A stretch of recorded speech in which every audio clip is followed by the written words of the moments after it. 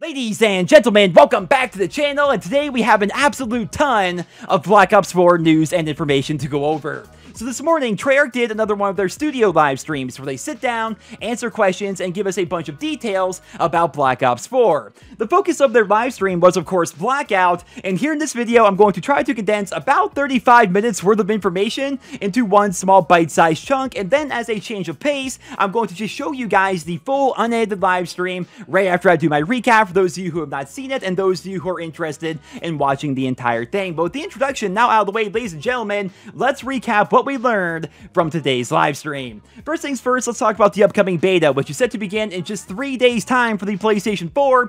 Updates will be coming to the beta every single morning, and as expected, progression in the beta will not carry over into the full game. Blackout will have its own progression system, if you guys are wondering. It was confirmed that it will have its own separate leveling system and unlock system, though it's going to be a bit different in how things are handled over in the multiplayer. David Von Hart specifically said in the stream that the main ways you get experience while playing Blackout are from getting kills and from placing within the top 15, so if you don't do either of those things very often, it may be a very slow and grindy process for you, but that's kind of to be expected, right? I mean, you can't expect somebody who keeps dying at the very beginning of the match to get the same amount of experience as somebody who's actually winning the match or getting a bunch of kills or placing in the top 10 or doing things like that, right? So obviously it's going to be slow and grindy while people get used to Blackout, but while that's happening, there will be a bunch of challenges for you to do, which will help out with leveling as well as unlock you different characters. It was explained during the live stream today that there will basically be these item-based challenges that will unlock you different skins while playing Blackout. So the example they gave was if you want to unlock Battery as a character to use in Blackout, you need to first find her war machine, which is going to be a drop on the map, and then do challenges with it, right? Whether that's getting kills or placing in the top 10 with it or doing things like that. And for doing these challenges, not only will you get experience, but you will also unlock Battery as a skin. You can get other skins by doing different challenges. Like, for example, apparently the Richtofen skin is going to involve these zombies over at the asylum, which kind of makes sense. Maybe if you want to unlock Woods, you have to do something with a sniper rifle. I really don't know how you get Woods, but that's just an example. Or maybe you find the grappling gun and do things with that, and that will unlock you Ruin, right? That's basically how you get these different skins, but there will also be about 4 or 5 different skins you get simply for leveling up in the game mode itself. So it seems like there's actually going to be quite a lot of progression in Blackout, which is something I'm personally pretty excited about, because one of the reasons why Fortnite is so popular is because people can have fun with that game even when they're winning less than 5% of the time. Like, there are people out there who love Fortnite and they may go days, weeks even in between wins, and they still have fun the entire time. And the reason why is because every match feels different. There are tons of different places to explore, there are different items to use, different skins to unlock, different challenges to complete, and while yes, they're trying to win every single match, if they lose, it's not the end of the world because there's a bunch of other things they're also working on. It's looking like Blackout is going to be doing the exact same thing, which I think is going to help the mode stay popular long term, assuming of course everything is handled properly. But speaking of long term, they reaffirmed in today's stream that Blackout is going to grow and change over time. They wouldn't give us any specifics or details, but this likely means as the game gets older, they're going to introduce new skins, new guns, new items, new vehicles, and hopefully new locations. When we got the reveal trailer yesterday, a lot of people were very upset that they chose to not include Hijacked in the Blackout map itself. But then it hit me, Hijacked would be a perfect content update. So just picture it, 1 month or so into the game's life cycle, they give us this big content update for Blackout that adds a couple of new weapons and adds Hijacked as a new location. It would be super easy too, right? So we're talking about a boat on a map that already has a bunch of water everywhere. All they have to do is plop it somewhere, then bam, we have a brand new location to go to. I think that's a great example of how they could change the map over time by adding new things to it. I'm not sure they're going to go as crazy as they're going with Fortnite. I mean, obviously Fortnite's map changes a ton, but I think the Blackout map is going to change over time. But of course, we're going to have to wait and see. We have no idea what they have planned for us, but they have confirmed time and time again that Blackout is going to grow and evolve throughout the course of the Black Ops 4 lifecycle. Matches in Blackout are said to last usually 25 to 30 minutes on average, assuming of course you're there the entire time. I've gotten a bunch of questions about this because a lot of COD fans are new to Battle Royale, so I figured I should answer this here. You do not need to stay in the match the entire time. If you die right at the very beginning, you're not forced to sit there and spectate for 30 minutes. You can simply back out of the match and find a new lobby, and you'll be right back back into the action relatively quickly. Treyarch did say that they are going to be testing the pacing of Blackout during the beta, so some days the circle may close in much faster, other days may go a little bit slower. They are going to be fine-tuning the pace of the game based on community feedback during the beta next week. There will be 3 modes available during the beta itself. As you guys know, we have solos, duos, as well as quads, otherwise known as squads. But one thing we did not know is that Blackout will come with a fill team option right from the start, which means you can queue for duos or squads by yourself and be matched up with random teammates, or simply play solos, of course, if that's your thing. Armor will be part of Blackout. There will be 3 different tiers of armor you can scavenge, and tier 3 armor will offer headshot protection like it does in other Battle Royale games. Vehicles will also have their own armor and health mechanics. Of course, ATVs will have much less health than a cargo truck, for example, and fuel will not be a feature in Blackout like it is in other Battle Royale games. So we're not going to need to scavenge parts or keys or gas or anything like that. The vehicles will just simply work. Now, one thing I found super interesting during the live stream was when the developers start talking about new areas that will be available for the very first time on the Blackout map. So as you guys know, Raid is one of the many locations of Blackout, but because we can drop in from the sky or use aerial vehicles, we aren't as limited as we were, say, back in Black Ops 2. This means that old maps like Firing Range and Raid and even Nuketown, while playing Blackout, they are going to have new areas for us to explore, new rooms we can enter, new things to see, and that is something I am super excited about. I've said time and time again, but I'm pretty positive my first drop in Blackout is going to be to Verrucht, because I really want to land on top of the Asylum and see what's up there and see what I can do from there and see what new rooms and locations are going to be available in that area. Treyarch also teased that there is much more than what meets the eye when it comes to the Blackout map, because there are multiplayer maps and multiplayer locations that are built into the map that aren't specifically named. They also teased that the bunker over at Nuketown will be open, and based on the very first teaser we got for Blackout, it seems like that bunker could take us to a secret underwater tunnel of some kind. I've said it before, I'll say it again. My goal for when the beta goes live is to live stream and basically explore the entire map and see everything there is to see with you guys, and I'm super excited about that, man. Monday cannot come soon enough. But going back to Treyarch's live stream, they did mention that old school weapons will be part of Blackout. We didn't see any during the reveal trailer, but they did confirm they are going to be there, and specifically, David Vonderhaar teased that the infamous World at War MP40 will be part of Blackout, and fingers crossed, even more throwback weapons are waiting for us. One final thing I would like to touch on before I play the entire live stream for you guys. Dan Bunting explained that the weapons in Blackout will have what they call full ballistics simulation. We already kind of knew about this, but this just kind of confirms that and explains things a little bit more. Bullet drop and bullet speed are going to be big factors while playing in Blackout. They won't be a factor in multiplayer, they won't be a factor in zombies, but while playing Blackout, the gunplay is going to be pretty similar to the Battlefield franchise. If you ever played Battlefield before, then you know what to expect. This basically means snipers are going to be much more difficult to master, submachine guns won't be able to dominate at every range, rifles will be good, but they won't be super amazing at long ranges. Basically, all of the guns are going to feel and play much differently than how they do in the multiplayer, and I think that's going to add a lot more replay value to the Blackout game mode. When this mode was first announced, I think a lot of us were worried that it was going to be super rushed and really just not stand out. A lot of us called this a cash grab, which to an extent it kind of still is that. It's definitely a big cash grab by Activision, but based on everything we've learned so far, it seems like Blackout is going to have nearly the amount of content that most full games have, while only being 1/3 of Black Ops 4, of course, alongside multiplayer and zombies. I don't know about you guys, but the more I learn about Blackout, the more hyped I get for it, and that's coming from somebody who does not even like Battle Royale. I've tried like every other BR game, none of them could stick for me, none of them could hold my attention for more than a couple of hours, but this one looks different, right? Because it's Call of Duty, because it's Treyarch, they have 10 years worth of Black Ops stuff all on one map. Who knows? It could actually be terrible, but I'm super excited to actually try it, and I'd love to hear what you guys think down there in the comment section below. But I am now going to play for you guys the entire unedited live stream from Treyarch, which I do recommend watching the whole way through because it does give us a lot of insight into the game mode, as well as it's kind of fun to listen to Dan Bunting and David Vonderhaar tell stories about their internal testing and basically walk us through the entire history of the Blackout developmental process. The stream itself is about 35 minutes long, so sit back, relax, and enjoy. And once again, leave your thoughts and feedback on Blackout down there in the comment section below. Thank you all so much for listening, and I hope you guys all have a wonderful day. Good morning, everyone, and welcome to Treyarch. I'm John Raffis, and today we're coming to you live from Santa Monica to talk to you about Blackout. This week we began rolling out more information about the Blackout mode. You actually were able to see it in the October cover of Game Informer, which you can check out and get more details about at GameInformer.com or at your local GameStop. and we rolled out our exclusive world premiere trailer of Blackout yesterday. And it's gotten people talking because the beta starts on Monday. To talk all about the beta and what is in store, I have with me Dan Bunting, co-studio head, and where's David? Hold on. Hold on. I'm getting word David is on his way. David's coming in. Wait, there he is. David is dropping in. David is dropping into the stream. All right. And ladies and gentlemen, there he is. It's always worth making a grand entrance. This is not firing range. It's not even the party I was promised. I told you we were dropping raid, not firing range. Come on. I never pay attention to you anyway. There we go. Gentlemen, welcome to the stream. Let's dive in and talk Blackout. Let's kind of start higher level and kind of talk game philosophy. How high? High enough. Okay. Just high enough. 2,000 feet.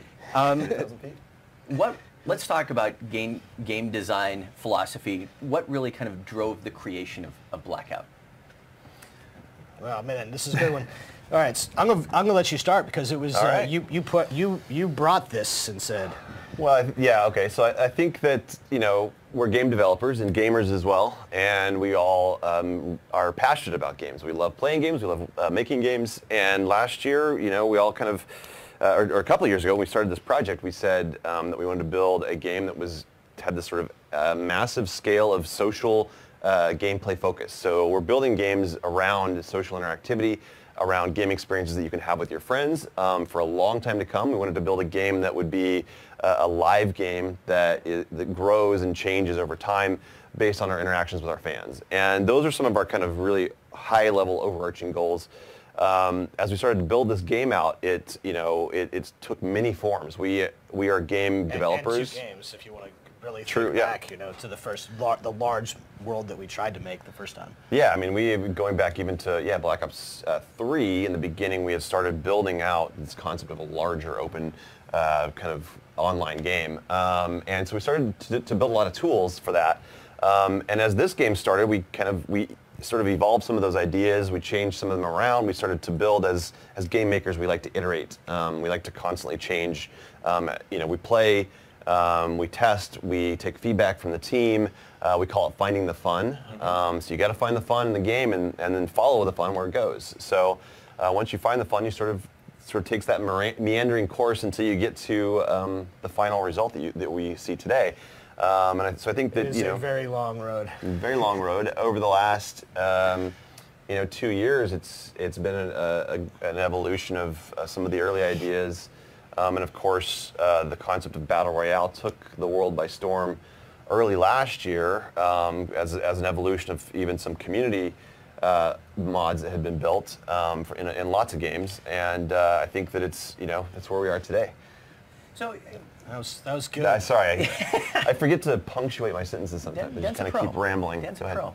Well, I mean, you talk about the process of finding the fun, but whenever you take a look at what the studio has developed in the past, going Battle Royale, going to Blackout is something new. So tell us a little bit about that development process.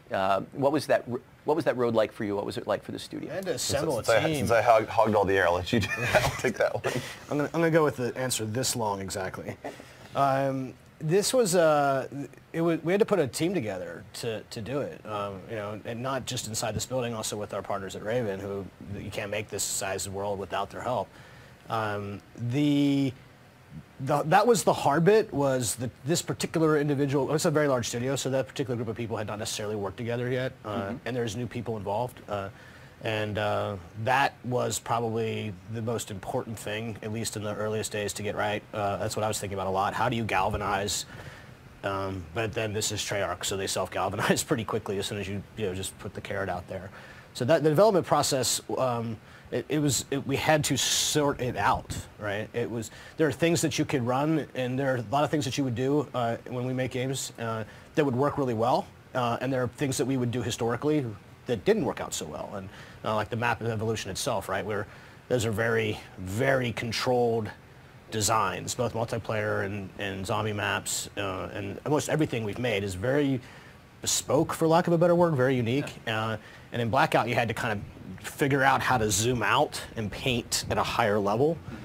So that it's just like, you just have these ingrained things from 10 plus years, you know, of making Black Ops games. So, so while we draw on our heritage and we find and follow the fun from our history, you also could not necessarily use the same exact development and design processes to get there. I think, I mean, another thing that's I think is really an interesting point to kind of just piggyback on what you're saying is that putting a team like this together merged people with a lot of different experiences and backgrounds that maybe haven't worked together in the past, and you saw people with a long history of multiplayer experience that combined with people with a long history of narrative campaign experience, and putting those people together kind of brings out piece of cake.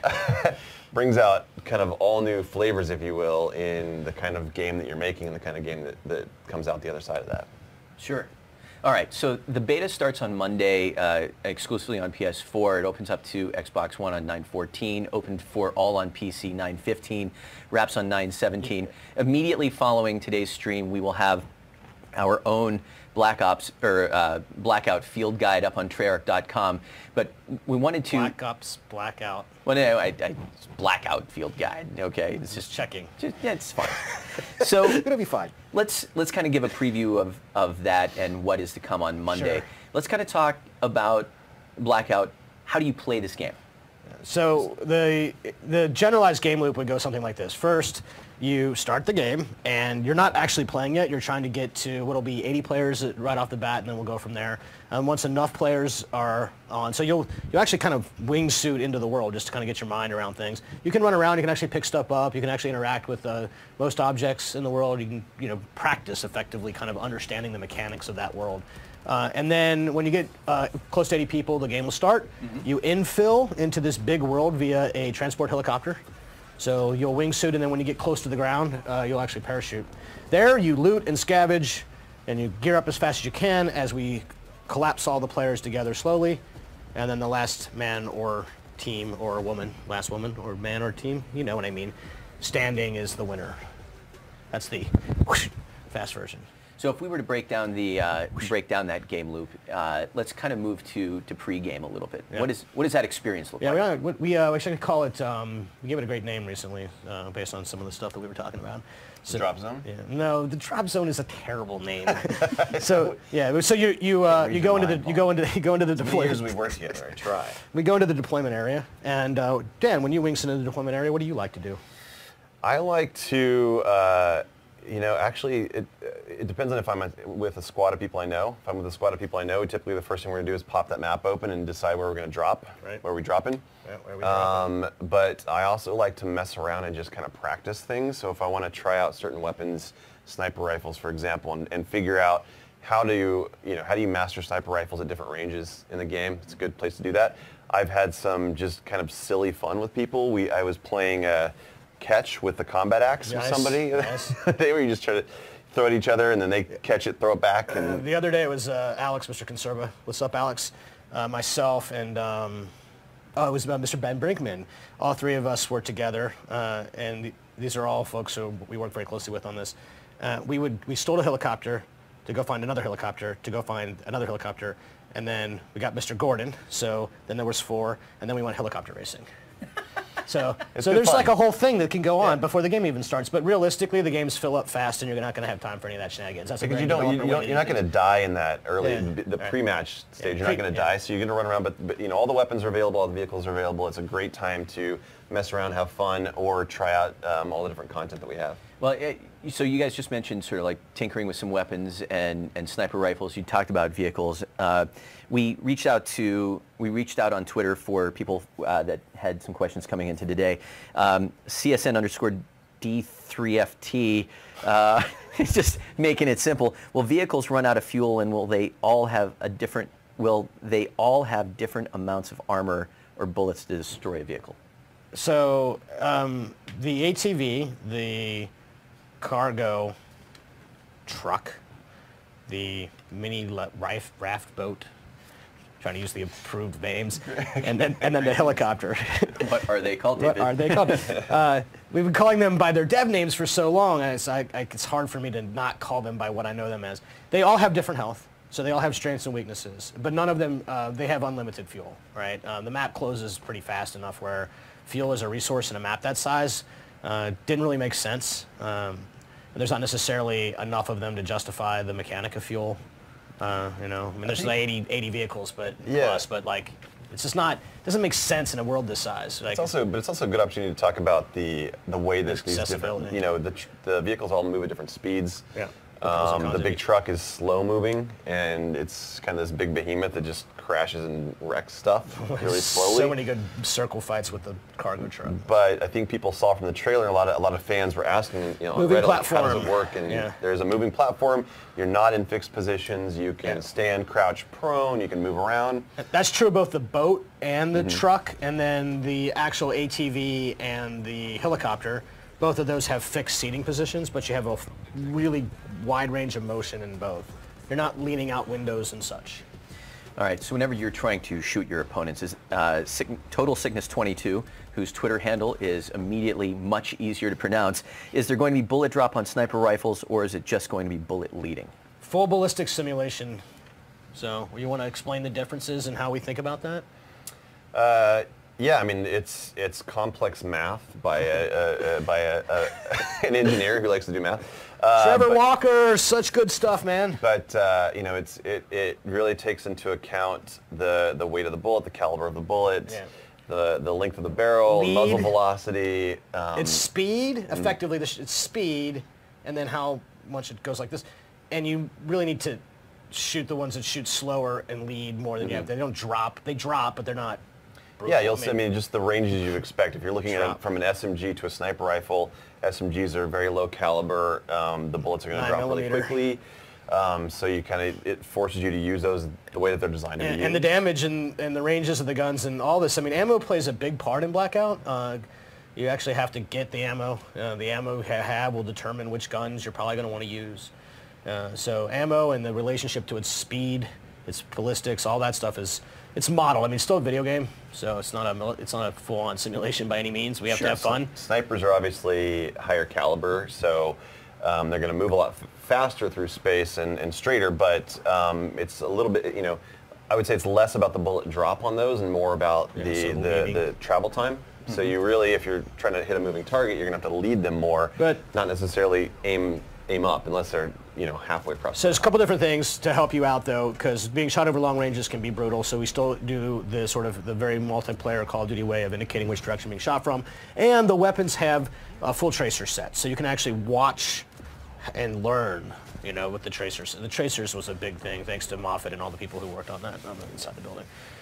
Siraj Manasfi wants to know, how long will a Blackout match take? 10 to 20, 30, 40? What's the general ETA? It's 25, pretty much. If you go all the way to the end, it could be 25, 30 minutes tops, I think. It's pretty quick, relatively speaking. I mean, twice as long, 3 times as long as a multiplayer match, but then compared to playing through zombies levels, right? So it's all relative. Of course, we have some ideas for how we might modify them in sort of events to kind of tweak the rule sets to make it play faster or slower. In fact, I can't wait, because during the beta period, I think we're going to do a day specifically about trying to work with all the community people and go, okay, let's try it faster today. Let's try it slower. You know, what does it feel like? Does it feel better? I'm happy with where we are. I think where we are is a great baseline to start from, but it is just the baseline to start from. It is not by any means where it has to end. So we'll play with that. You know, it's Call of Duty, so it's paced in a way that brings the spirit of a more slower, more tactical, more strategic kind of gameplay, but also keeps a little bit of that Call of Duty flavor in there in terms of the pace. A little faster. It's a little faster. If you guys could, from a development perspective, touch on some of the emergent gameplay scenarios that you've seen during development. Like, how does Blackout lend itself well to kind of the idea of an individual's storytelling and their own unique experience? So, I mean, people have already discovered to the point where we're actually already, we put it in the trailer with the cargo truck grabbing a supply drop. I mean, I didn't even know we could do that until the video. That's wrong. You totally knew. No, you planned it. I wish I could tell you that. I mean, sensor darts into RC cars. I mean, there's all sorts of weird combinations of things that, would happen in a normal game, and you'd be like, that's a bug, and we should fix that. And they happen in Blackout, and you're like, oh, that's awesome, right? So it took me a long time to kind of get in that mindset. Emergent storytelling, I think, is why we love playing Blackout, is because you know, I get out of a game and I'm like, I can't wait to talk to somebody. I mean, Alex would just come to my office immediately and talk to me about it, like he does with everything. And then, no, wait, sorry. I got off the rails for a second. And then, sorry, Alex. And then, so my favorite though, my short favorite was I landed Nuketown Island solo hot, and I got scared. So I grabbed the helicopter and I bounced. Yeah. And then I didn't really know what was going on because I was only barely paying attention to where people were dropping or how many people were in the transport when I dropped. So I just stayed up in the sky until the cargo plane came through the map. And then I followed the cargo plane until it would drop the cargo, the supply drop, right? Like a care package. You guys know that. Land the helicopter, steal the stuff, get back up. Did it twice in a row, and then got down there and still died, of course. Felt pretty good about yourself there for a while. Bad luck, clever though. Bad luck, Brian. I think it's, you know, every game is a different story, and I just last night, one of the last matches I was playing, I kind of strayed from my squad, which you really probably shouldn't do in this mode, because I was vacuuming up all of the loot, and then you know, I got caught outside by a squad that was rolling in one of those cargo trucks with a sensor dart on it. So it was basically this mobile detection unit. They were acting like this mob, just rolling through the map and jumping out and taking people out as they went along. And I got surrounded. They literally, all three of them jumped out instantly and destroyed me right off the bat. I mean, small stuff matters. Like, you're not thinking about maybe flashbangs and this kind of thing. And I mean, I've been wiped by somebody with the flashbang, and I wasn't set up to protect against that, and you know, and went out second. So it's like, just even the small things. Like, I think it's kind of breathed a lot of new life into a lot of the gameplay content because of the application of the world. I mean, having one life to live changes a lot of things. If you can constantly respawn. You know, you might, not to say you're careless, but you might not necessarily, you're not going to camp, you're not going to roll slow, right? I might try. You know, in multiplayer, yeah, probably you would. But it just, even small things creates interesting emergence. I'm like, man, I can't remember the last time I got flashed and put down and lost the match because of it, right? So it's all over the spectrum, and so it'll take forever to figure out how to tune it. There was, I mean, but I think the point of it is that it's a sandbox, and we're not designing the stories for people to create. We're giving them all the tools to create their own stories. There was another story, I think, that I love, just seeing the emergent kind of strategy that comes into play. You know, my squad was rolling through as the circle was collapsing on us, and there was a helicopter flying overhead. And we're like, well, let's stand under the trees for cover. But the helicopter only had one pilot. There was like, so we're like, oh, either he's by himself or his squad somewhere else. And what he was doing was scouting. So he was flying around scouting targets for the rest of his crew to come in and mop up down on the ground level, which I thought was pretty clever. Well, let's talk about sort of gameplay strategies, because I know that we can play as solos, duos, quads. I mean, it sounds like the more you can team up, the better your chances are going to be. To each their own, right? To each their own. Look, I think squads will probably start as the featured playlist. You know, the game's a team game. It's always been a team game. We make team games. But, you know, there's a lot of lone wolves, and lone wolves are going to have a great time in solo. And I've even had a great time, and have had some great success being randomly matched with other players. So by default, fill team will be on. So when you're in duos or quads, the fill team button will be highlighted. That means if you go in there with one player in duos, or obviously less than 4 in quads, the game will try to take someone in the game and put them in your party or with you. That doesn't always happen, of course, because if you're in quads, a lot of people are playing with 4 players. And of course, the whole solo duo quads, I mean, we can do triplets or 5s, and we'll try different things over the event weekend. But again, like I said, base foundational stuff is key to the beta and launch, so we really focus in on that stuff. And then, you know, it's at that point, with some minor tweaks, it's like easy to try various combinations. I'd like to try 5-on-5. I want to try large scale. I mean, Blackout's evolving. I mean, I wish it was done, but it will never be done. So once you fill team, you deploy. Yeah, you hit the deploy button. It's called deploy. Then you deploy into the holding zone, staging area. But not whatever you called it. DMZ. Yeah.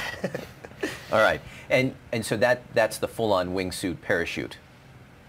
Yeah. After you deploy. Yes. Oh, we went back to the loop, and we're talking about, I don't know, we went over here for a while. I got lost. You actually wingsuit into the staging area in the beginning. Yeah.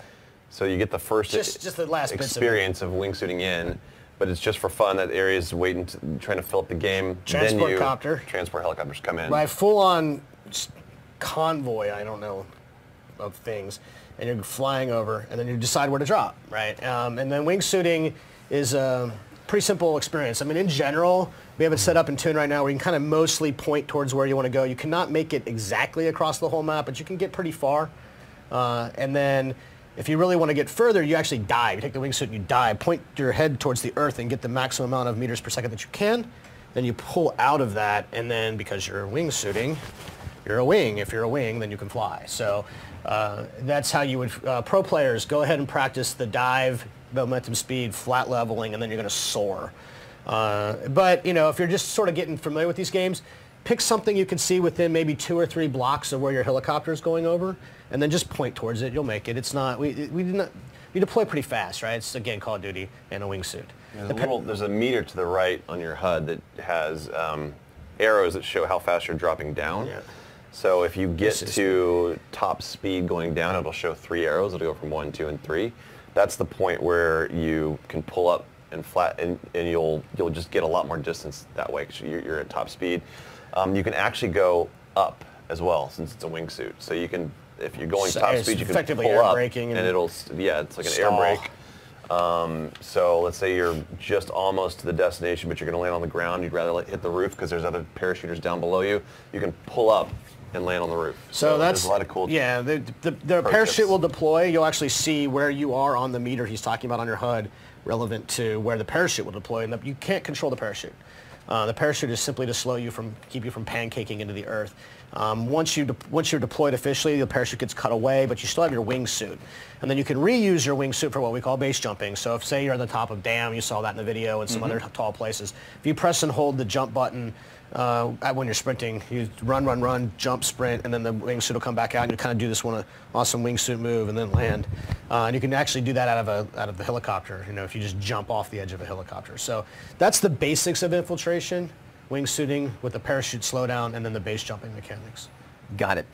Let's talk items a little bit here. Sir Jimmy asks if there are different tiers of equipment such as backpacks and armor. So there's a storage slot, and in the storage slot you actually have the only storage item we have today is the backpack. The backpack will take your inventory system and expand it from 5 slots to 10 slots.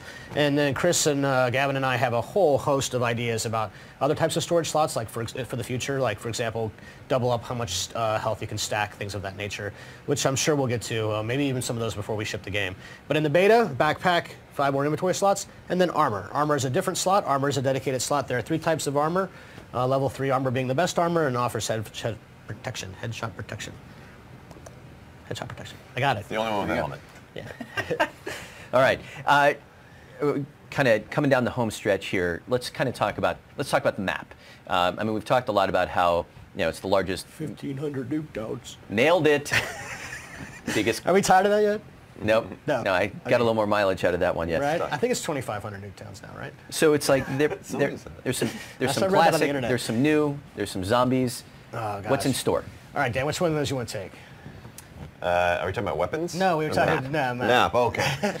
Jeez, I thought I was the one who wants to sleep. You know, most of the community has figured out, based on piecing together the map itself that's been released, and all the screenshots that have been released, plus the trailer and the footage from that. They've kind of figured out where everything is and what all the maps are that are going to be in the game. I'm trying to think. There is one MP map that I think people will love from Black Ops 3 that they haven't figured out yet. Yeah, it's unnamed. I'm trying to decide if I should say it or not. It's unnamed. But I will say that it's right smack in the middle of the map, and it's not firing range because it's next to firing range. So when we talk about the maps, we usually talk about them in terms of sort of 3 ways. We have sort of the new stuff, right? This is stuff that we've never had before. That's construction site and fracking tower, right? Those 2 are good ones to represent new.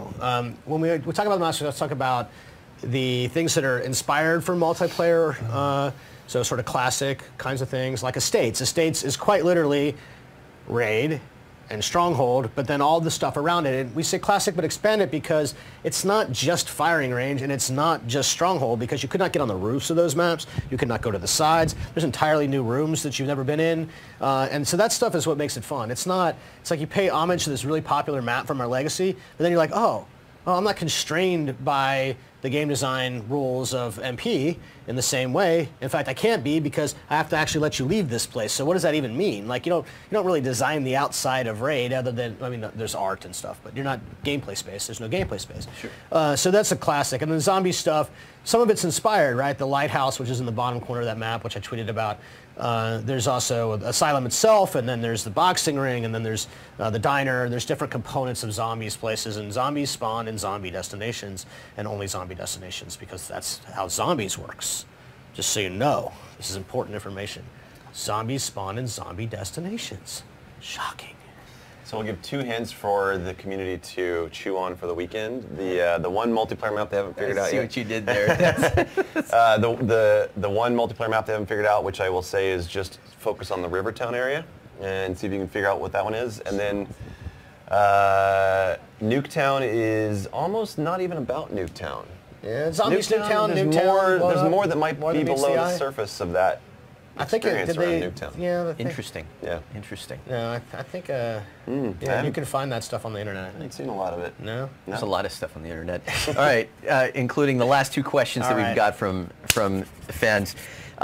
X Strains wants to know, will there be classic or legacy weapons from World at War, Black Ops 1, 2, or in the beta, or in the full game? Yeah.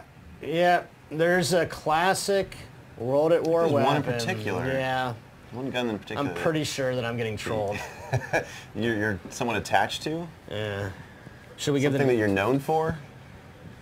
Vaughn became nerd famous one time on World of War based on a gun that he designed.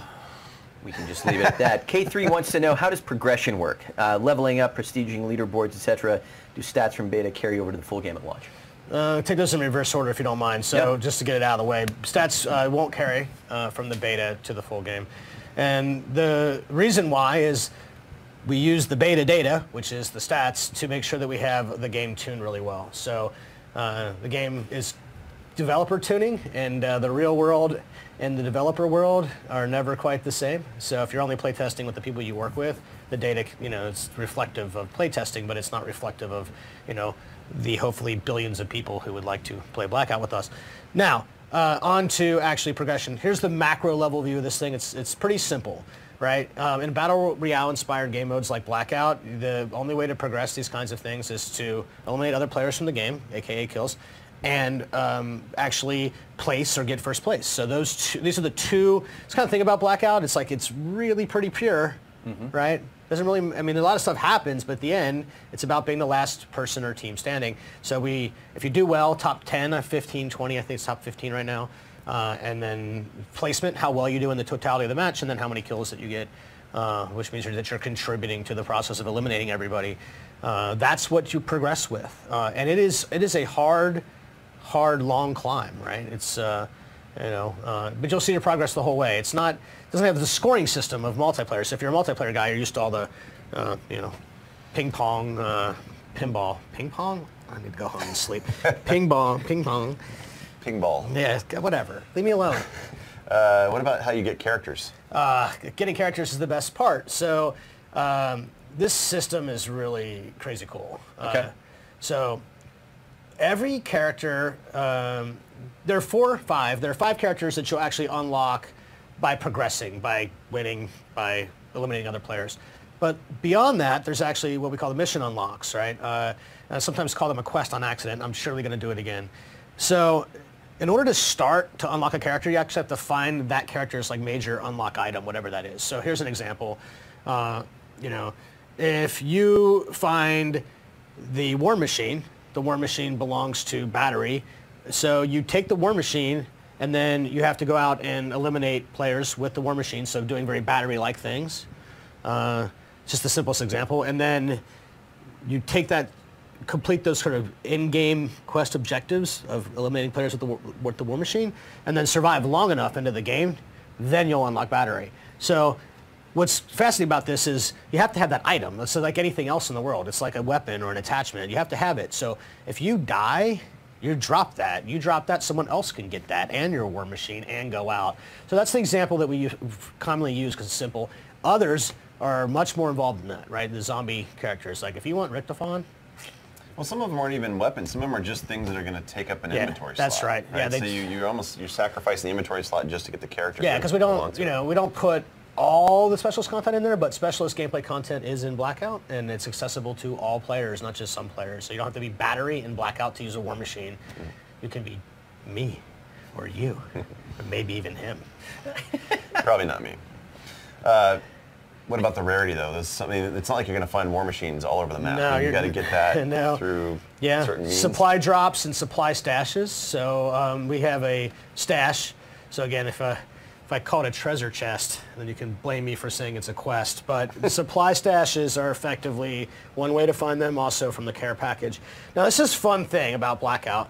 Because everything is not loadable, like you cannot equip and load out before you go into the game like multiplayer, and you have to find everything in the world, then the rarity of things is completely within our control, right? And not everything has to be of equal power band, because I can control how often and rare that it is, right? So what we'll do is we'll light this up. We'll light this up and we'll say, hey, we're going to let you find a little more War Machines, or a little less War Machines, or no War Machines, or there's one War Machine per match, good luck, right? So this is why the beta data is so important, to come back to the original question, because I need to kind of understand how often these things are coming up in the real world, and then we can use that to inform when we unleash and put unlock availability into the world in the first place, so you can go do the missions. And to those who are worried about the War Machine and gameplay balance, the world is littered with trophy systems, and I will say that when you first see a trophy system in this game mode like this, you're like, well, that's really situational. I don't see the value of that. I'm not going to take up my inventory slot. But they are super powerful in the end game, especially in the last circle. Super powerful. People rain grenades on the finals. So get your trophy system, hold on to it. That's what I would recommend till the end of the match. Perhaps just sort of down the home stretch here, just sort of wrapping up, talk to us a little bit about what support looks like through the beta and Blackout post-launch. Yeah. What's the intention here? Oh man, so there's a whole procedure, process, flow set up. The guys took me through it last night, and we're going to be super busy. So, in fact, you personally will probably be very actively involved in said procedure or process. I have to write a few words. Yeah. I expected nothing less. It's all hands on deck, right? The beta's like coming to, we'll be grinding out those days. I suspect we'll probably roll updates every morning, depending on how things go. And then we'll communicate with you, just like we did on the multiplayer beta, which was a good practice run, I think. For everybody, on getting everybody warmed up on how to do that. And the live ops team here at Treyarch, they're ready to go. And the design team will be right there, and we'll be ready to go. And what we do and what order we do it in, we're going to work to communicate as transparently as they let us, Well, I mean, I think people already saw from the multiplayer beta that we are as open as we can possibly be. We're trying to make sure that this is a dialogue with the community, that we're not going to be able to respond to every single piece of feedback, because there's literally thousands, maybe tens of thousands. Yeah, tens of thousands. But you look for the themes that bubble up, which I think our community has figured out that if they talk enough about something, then that's something we'll respond to. So you look at what the hot topics are in the community, and you pair that with the data that we're watching on the back end to kind of understand how much of this is emotion and how much of it is gameplay balance, and what are the changes that we need to make. And sometimes players have the right idea for how to fix things. Sometimes they might just be skipping past the problem and going to a solution, but we have to dissect that, reverse engineer the problem, get back to that problem, and figure out what's the right solution. So it's a process. It's a beta, and I know right now, we all know that there's certain things that are in the beta that we can work on still, and we'll work on still, and not everything that's in the game that will be in the beta. Is everything that we could, for sure. But more to come. There's still iteration. So you do things in passes, for lack of a better term. You get the after action report or the combat record. You get it so far, and then you have to go back to it. So it's tough for me. It's very tough for me to play the game, and because all I see are all the things that we still need to do. But it's a super fun game. Everyone has fun playing it, and let's go. Why can't we? Let's do this. But the beta is just also a dry run for us to, as the game launches, this is the process of how this game is going to go. We're going to listen to the fans. We're going to take all the problems, fix them. We're going to introduce new solutions. We're going to introduce new content. We're going to grow it. Vaughn said in the Game Informer interview, which I love this quote, which is that launch is halftime. Launch is really Here comes the football halftime. analogies. Welcome to NFL football season. Good time everybody. for the Let's football go. analogies. It's a race to the starting line. Yes, this is a break. Oh my God. All right, beta starts Monday, first on PS4. Closing thoughts for people who are jumping in on Monday. Listen, let's go. Like we got work to do. We're standing by. This is a game mode made for our fans. I mean, so many people asked. And it's something different for us. And we still have a lot to learn. And we can't wait to work with you to figure out what that looks like. I'm the dungeon master, just so you know. Have fun. That's it. Have fun. Make lots of videos. We love watching the videos. Yeah, All videos right. are helpful. Well, if I'm not mistaken, our friends at Activision are going to be rolling the hashtag COD Top Plays again. So make sure to submit those. We'll be keeping an eye out for them. And then on that note, thank you for tuning in. We will see you online on Monday on PS4 for the start of the Blackout Beta. Thanks for tuning in. See you next week.